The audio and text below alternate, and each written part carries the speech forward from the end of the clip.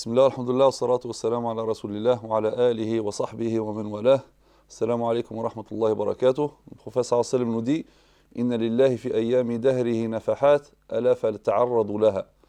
Donc le professeur sallam nous dit Allah Azza wa Jalla, au cours de l'année, il nous gratifie par des moments spéciaux, des moments, des occasions spirituelles pendant lesquelles ou bien Allah Azza wa Jalla nous offre ces moments pour se charger spirituellement. Et donc le prophète sallam nous dit il faut rechercher ces moments et justement donc pour s'approvisionner spirituellement de ces moments, de ces occasions pour se rapprocher d'Allah Azza wa Jalla et pour doubler d'efforts pendant ces moments-là. Bien sûr, parmi les meilleurs moments, donc c'est certainement le mois de Ramadan, qui est donc une occasion extraordinaire, qui est un mois extraordinaire, donc de spiritualité, d'éducation. C'est une école spirituelle, c'est une école d'éducation pour se rapprocher d'Allah Azza wa Jalla. Et tellement le jeûne est important, c'est qu'Allah Azza wa Jalla nous dit dans un hadith Qudusi que le jeûne lui appartient. Comme dit le prophète sallam dans le hadith, « Kullu amal ibni Adam lah, illa siyam fahuwa li, wa ana ajzi bih » Donc le prophète sallam dit dans le hadith Qudusi, c'est Allah Azza wa Jalla, donc il dit « Toute action, toutes les actions du fils d'Adam, donc de l'être humain, lui appartiennent, sauf le jeûne. Ça m'appartient et c'est moi qui en donne la récompense. » Donc que veut dire Illa siyam fahuwa li, sauf le jeûne, il m'appartient. Allah Azza wa Jalla dit que le jeûne lui appartient. Alors les savants avancent plusieurs explications. La première, c'est que pourquoi Allah Azza wa Jalla dit que le jeûne spécifiquement lui appartient? Parce que à travers le temps, on a adoré autre qu'Allah Azza wa Jalla par les autres actes d'adoration. Par exemple, la salat, donc il y a le fait de s'incliner, de se prosterner. Malheureusement, l'être humain s'est trouvé en train de s'incliner et de se prosterner pour autre qu'Allah Azza wa Jalla. La zakat, l'être humain s'est trouvé à adresser cette aumône à autre qu'Allah Azza wa Jalla. Dans la salat, il y a aussi l'invocation, dua. L'être humain s'est trouvé en train d'invoquer autre qu'Allah Azza wa Jalla. Le pèlerinage, donc l'être humain s'est trouvé en train, et jusqu'à maintenant, en train de faire le pèlerinage pour autre qu'Allah Azza wa Jalla. Sauf le jeûne, donc, cet acte d'adoration n'a jamais été voué à autre qu'Allah Azza wa Jalla. Jamais on a adoré autre qu'Allah Azza wa Jalla à travers l'abstinence, à travers le fait de ne pas manger, ne pas boire ou ne pas avoir des relations sexuelles. C'est dans ce sens qu'Allah Azza wa Jalla dit donc que le jeûne lui appartient. Ça, c'est la première explication. Deuxième explication, c'est que dans le jeûne, il y a beaucoup moins d'ostentation. Il peut y avoir quand même de l'ostentation, mais moins. Donc lorsque on va à la mosquée, je vais embellir ma salat, etc., pour que les gens voient. Donc il y a de l'ostentation. Zakat aussi, ça peut, donc l'ostentation peut intervenir facilement. Le pèlerinage, pareil, on me voit en train de partir faire le pèlerinage, je reviens, on m'appelle le Hajj, je veux qu'on m'appelle le Hajj, etc. Donc, il y a de l'ostentation. Par contre, l'ostentation est beaucoup moins présente pour le jeûne parce que personne n'est censé savoir est-ce que tu jeûnes ou tu jeûnes pas. Lorsque tu t'abstiens de manger ou de boire, personne n'est au courant sauf Allah Azza wa Jalla. Donc, c'est dans ce sens également que le jeûne appartient strictement à Allah Azza wa Jalla. Et ce qui prouve aussi l'intérêt ou l'importance du jeûne du mois de Ramadan et de ce mois de Ramadan en particulier pour Allah Azza wa Jalla, c'est qu'Allah Azza wa Jalla nous dit dans le Coran شهر رمضان الذي أنزل فيه القرآن هدى للناس وبينات من الهدى والفرقان. Donc شهر رمضان, le mois de Ramadan, au cours duquel le Coran a été descendu comme guide pour les gens et preuve claire de la bonne direction et du discernement. Donc, ce qui fait la valeur de ce mois, c'est qu'Allah Azza wa Jalla a révélé le Coran au courant de ce mois. Et donc, ce mois arrive à nous comme un invité. Donc, une fois par an, il vient nous visiter. Et donc, il s'agit de l'accueillir comme on accueille la personne la plus aimée. Donc, il vient une fois par an. Certains donc vont l'accueillir de la meilleure des façons et vont en garder des souvenirs extraordinaires de spiritualité, de partage, etc. Par contre, d'autres vont mal l'accueillir et eux ne garderont que le souvenir de la fatigue, de la faim, de la soif, etc. Donc, heureux, celui qui verra le jeûne intercéder en sa faveur le jour du jugement dernier, et heureux celui qui verra le Coran intercéder à sa faveur le jour du jugement dernier. Car le prophète sallallahu alayhi wa sallam dit As-siyam wal Qur'an yashfa'ani lil 'abdi yawm al-qiyamah. Donc le prophète sallallahu alayhi wa sallam dit le jeûne et le Coran intercèdent en faveur donc de l'être humain le jour de la résurrection. Fayaqul as-siyam, le jeûne dira Ay Rabb, ô Seigneur, mana'tuhu at-ta'ama wa shahwa. Je l'ai privé de la nourriture et des passions. Fashafi'ni fih. Aussi, donc, accepte mon intercession en sa faveur. Wa yaqulu al-Qur'an, et le Coran dit mana'tuhu an-nawma bil-layl, fashafi'ni fih. Donc, le Coran dit Allah Azza wa Jalla, Ya Rabb, ô Seigneur, moi je l'ai privé de sommeil pendant la nuit. Alors, accepte mon intercession en sa faveur. Et là, le prophète sallallahu alayhi wa sallam dit faqala fayushfa'an, donc on accepte alors leur intercession. Donc, Ramadan, c'est une occasion de faire des bonnes actions, l'occasion de s'approvisionner en spiritualité, en hasanat. Vous savez, c'est pour ça que les pieux prédécesseurs disaient que le Ramadan, c'est la saison des pieux et la saison des vertueux. Comme chez les commerçants, ils ont des périodes dans l'année où ils vont multiplier leur chiffre d'affaires. Donc ils ont des saisons donc, dans lesquelles ils vont multiplier leur chiffre d'affaires. Pareil, il y a les commerçants, mais les commerçants de l'au-delà. Ça, c'est les commerçants d'ici-bas. Il y a les commerçants donc, relatifs donc, à l'au-delà. Eux, pareil, donc ils attendent ces occasions pour augmenter leur chiffre des hasanat. Et c'est pour cela que donc le Ramadan arrive justement pour s'approvisionner. Donc c'est une occasion à ne pas rater, donc pour augmenter son compte et son chiffre de hasanat. Et donc cette occasion arrive pour s'élever spirituellement. Et d'ailleurs par la miséricorde d'Allah Azza wa Jalla, Allah Azza wa Jalla nous instaure des actes d'adoration pour nous élever spirituellement, pour éveiller cette foi, pour nourrir cette foi. En fait, cette foi, c'est comme un arbre bien enraciné, et ces actes d'adoration donc viennent arroser ce tronc d'arbre. Et donc Allah Azza wa Jalla, par miséricorde, il nous a aidés. Il nous donne une occasion hebdomadaire, une occasion tout d'abord quotidienne à travers les prières. Donc, comme disent les savants, c'est le mi'raj, c'est l'ascension du musulman, chaque jour, par lequel donc, il s'élève spirituellement. Donc Allah Azza wa Jalla nous purifie quotidiennement avec les prières donc, qui viennent nous purifier de tous nos péchés et ils viennent également donc, nous élever spirituellement. Ensuite, Allah Azza wa Jalla nous donne aussi une occasion hebdomadaire à travers Salat al-Jumu'ah et une occasion annuelle qui est Ramadan. C'est pour ça que le prophète sallallahu alayhi wa sallam dit Man sama Ramadana imanan wa ihtisaban ghufira lahu ma taqaddama min dhanbi. Celui donc qui jeûne le mois de Ramadan poussé par la foi en espérant la récompense divine verra tous ses péchés absous. Il dit également par rapport à la veillée nocturne, les prières pendant Ramadan, il dit Man qama Ramadana imanan wa ihtisaban ghufira lahu ma taqaddama min dhanbi. Celui qui veille les nuits de Ramadan en adoration, Allah Azza wa Jalla, donc poussé par la foi en espérant la récompense divine, verra ses péchés absous. Bien sûr, il s'agit ici des péchés mineurs et non pas des péchés majeurs. Les péchés majeurs, il faut le repentir. C'est dans ce sens que le prophète sallallahu alayhi wa sallam dit As-salawatul khams, wal jumu'a ila al-jumu'a, wa Ramadan ila Ramadan, mukaffiratun lima baynahunna idha ijtunibat al-kaba'ir. Il dit donc, les 5 prières, le vendredi au vendredi, le Ramadan au Ramadan, ça absout les péchés qu'il y a entre les deux, tant qu'on s'écarte des péchés majeurs.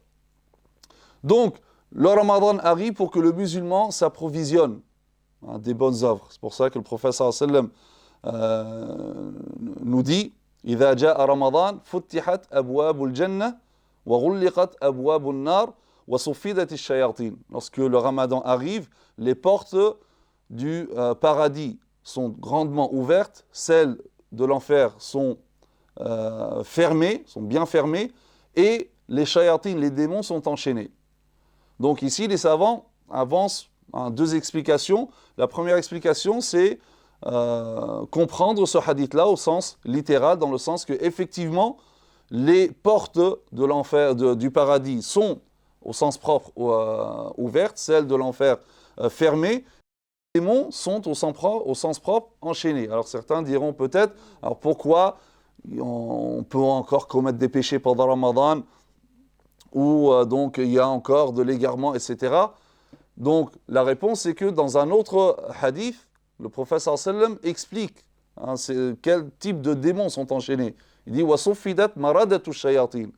Et les rebelles parmi les shayatines sont enchaînés. Donc c'est pas tout, c'est les rebelles, les grands. Quant aux petits, eux, donc ils continuent à insuffler le mal. L'autre explication, c'est que tout ceci, c'est une métaphore. Donc c'est dans le sens où les occasions de faire le bien sont plus nombreuses pendant Ramadan. C'est le sens de les portes du paradis sont ouvertes. Et les occasions de faire le mal sont moins nombreuses pendant Ramadan. Donc c'est le sens de les portes de l'enfer sont fermées. Et les démons sont enchaînés dans le sens où le musulman est tellement dans un état où il est dans un état tellement spirituel que le shaitan n'a plus d'influence sur lui. Donc, et c'est dans ce sens donc, qu'il est enchaîné. Donc, Ramadan, donc, c'est une occasion à ne pas rater. Donc, c'est l'occasion ou jamais pour faire le bien parce que toutes les occasions du bien sont offertes. Et c'est une occasion aussi de s'écarter du mal car toutes les occasions de faire le mal diminuent pendant Ramadan. Et là, il faut vraiment aller chercher le mal pour le faire pendant Ramadan. Et donc le prophète sallallahu alayhi wa sallam nous dit par rapport à Ramadan, Atakum Ramadan shahru baraka. Est venu à vous le mois de Ramadan. Shahru baraka, un mois de bénédiction.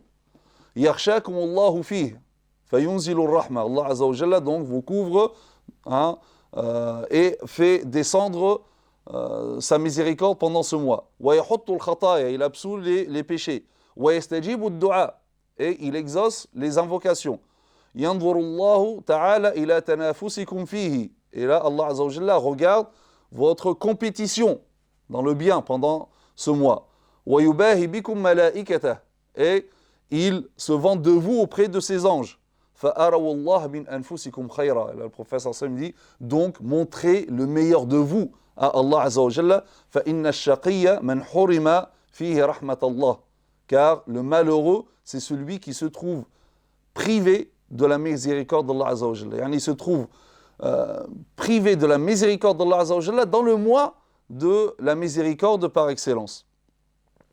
Donc, le prophète sallallahu alayhi wa sallam nous incite ici dans ce hadith d'accueillir le Ramadan comme nous accueillons la personne que nous aimons le plus. Imaginez une personne que vous aimez le plus.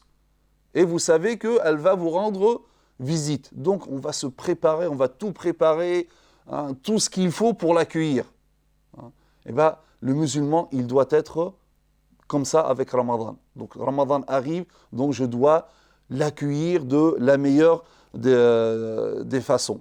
Car effectivement, donc Allah Azza wa Jalla dit de lui que c'est un mois de bénédiction, c'est un mois de rahma. Et cette rahma se manifeste par plusieurs choses, par le fait que Allah Azza wa Jalla, il absout les péchés, par le fait qu'Allah Azza wa Jalla exauce les du'as, comme dit le prophète sallallahu alayhi wa sallam, thalathatun la turaddu da'watuhum. Il y a trois catégories de personnes, leurs invocations n'est jamais rejetées. Al-imam al-adil, le gouverneur juste, was-sa'imu hatta yuftir, et le jeûneur jusqu'à ce qu'il rompt le jeûne. Wa da'watul mazlum, et l'invocation de l'opprimé. Yarfa'u Allahu fawqa al-ghamam. Allah Azza wa Jalla l'élève au-dessus des nuages. Wa yaftahu laha abwaba as-sama, et lui ouvre les portes du ciel. وَيَقُولُ وَعِزَّتِي, par ma puissance, لَأَنْصُرَنَّكِ وَلَوْ بَعْدَ حِينٍ, je vais te soutenir même après quelques moments. Donc, l'invocation du jeûneur est exaucée, a plus de chances d'être exaucée, en particulier au moment de la rupture, comme nous dit le prophète sallallahu alayhi wa sallam, inna lis-sa'imi 'inda fitrihi da'watan la turad. Donc le prophète sallallahu alayhi wa sallam dit, le jeûneur a au moment de la rupture une invocation qui n'est pas rejetée, yani exaucée. Donc Allah Azza wa Jalla absout les péchés, il exauce les doigts et il regarde notre compétition. Donc, il faut qu'il y ait une compétition dans le bien. C'est très important. Et donc pour ça, le prophète sallallahu alayhi wa sallam dit, montrez le meilleur de vous pendant ce mois, montrez le meilleur dans le comportement, dans l'adoration, dans tout. Montrez le meilleur de vous pendant ce mois. Et ensuite, le prophète sallallahu alayhi wa sallam finit par dire donc, فَإِنَّ الشَّقِيَّ مَنْ حُرِمَ فِيهِ رَحْمَةَ اللَّهِ, car le malheureux, c'est celui qui se trouve privé dans ce mois de la miséricorde d'Allah Azza wa Jalla. Donc, privé du pardon d'Allah Azza wa Jalla pendant le mois du pardon. Privé de la miséricorde d'Allah Azza wa Jalla pendant le mois de la miséricorde. C'est pour ça que le prophète sallallahu alayhi wa sallam dit, بُعْدًا لِمَنْ أَدْرَكَ رَمَضَانَ وَلَمْ يُغْفَرْ لَهُ إِذَا لَمْ يُغْفَرْ لَهُ فَمَتَى. Qu'Allah éloigne celui donc, qui est présent pendant le mois de Ramadan et ne voit pas ses péchés absous. S'il n'est pas pardonné maintenant, quand il le saura? Et le prophète sallallahu alayhi wa sallam nous dit, Inna hadha shahr qad hadarakum, voici ce mois qui est venu à vous. Fihi laylatun khayrun min alfi shahr. Il y a dedans une nuit meilleure que 1000 mois.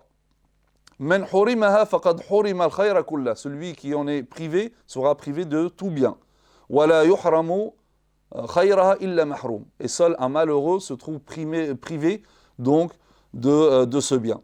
Une fois, le prophète sallallahu alayhi wa sallam est monté sur le mimbar et les compagnons l'ont entendu dire Amin, Amin, Amin. Lorsque le prophète sallallahu alayhi wa sallam descend, ils lui disent Ya Rasulallah, messager de Dieu, lorsque tu es monté sur le mimbar, on t'a entendu dire Amin, Amin, Amin. C'est quoi? Et là, le prophète sallallahu alayhi wa sallam dit Jibril est venu me voir, il m'a dit Man adraka shahra Ramadan, wa lam yughfar lah. Donc, celui qui est présent pendant le mois de Ramadan et qui ne voit pas ses péchés absous et entre en enfer, qu'Allah l'éloigne, qu'Allah l'éloigne de sa miséricorde. Et ensuite, l'ange Gabriel donc, dit au prophète sallallahu alayhi wa sallam, dit Amin. Et le prophète sallallahu alayhi wa sallam dit Amin. Donc, voilà, comme dit le prophète sallallahu alayhi wa sallam, donc lorsque le mois de Ramadan arrive, il y a un crieur qui dit Ya baghi al-khayr aqbil. Ô toi qui veux du bien, viens, c'est l'occasion. Si tu veux vraiment le bien, Ramadan c'est l'occasion à ne pas rater. Wa ya baghi ash-sharr amsik. Et toi qui veux du mal, abstiens-toi. Donc abstiens-toi de tout ce que peut-être que tu faisais en dehors de Ramadan et c'est un mois de changement. Donc tu vas t'élever spirituellement. Comme dit Jabir ibn Abdullah, le compagnon, disait lorsque tu jeûnes, fais en sorte que ton jeûne, ton jour de jeûne ne soit différent que le jour dans lequel tu ne jeûnes pas. Il faut qu'il y ait une différence. Il faut que ça se voit. Il faut que tu vis. Il faut que tu ressentes cette différence. C'est qu'il y a quelque chose qui a changé à toi. Mais si tu ressens que finalement ce jour de jeûne, tu as jeûné un jour, et pour toi ce jour de jeûne, c'est exactement pareil qu'un jour ordinaire, c'est-à-dire qu'il y a un problème dans ton jeûne. Donc le jour d'après, rattrape-toi. Il faut vraiment sentir cette différence spirituellement, dans ton adoration, dans ton comportement avec les autres. Donc c'est le mois par excellence de changement. Donc voilà comment accueillir le mois de Ramadan en ayant donc dans l'esprit tout ce que je viens de dire. Wa subhanakallahumma bihamdik nashhadu an la ilaha illa ant nastaghfiruka wa natubu ilayk wa sallallahu ala sayyidina Muhammad wa ala alihi wa sahbihi wa sallam taslima wa assalamu alaykum wa rahmatullahi wa barakatuh.